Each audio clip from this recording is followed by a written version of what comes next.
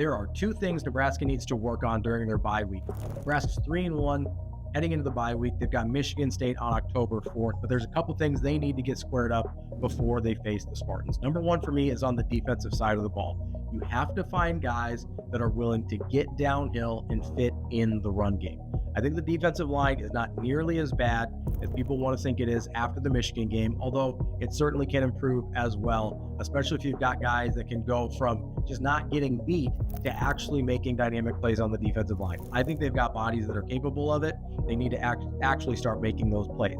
But the thing that I really need Nebraska to work on is the second and third level guys, linebackers and safeties in particular, getting downhill to fit in the run game. I think that's the biggest issue.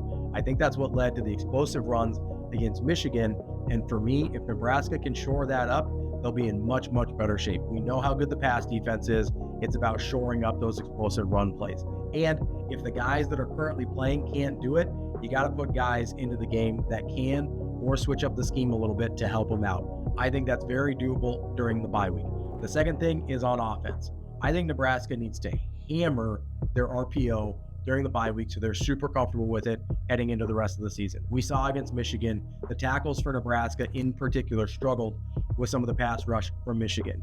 The one thing that held them in check was in the fourth quarter, Nebraska went super heavy RPO, run pass option, and that held Michigan at bay, and Nebraska had some of their best drives of the game. To me, if Nebraska can get super comfortable with the RPO, that will help keep other teams' defensive linemen and linebackers in check and not get downhill in the pass rush to allow Dylan Raiola and his receivers time to get open. And if they take the receivers away from him, that's when you hand the ball off to Emmett Johnson or one of the other running backs to get the run game going as well. Those are the two things for me that Nebraska needs to work on in their bye week.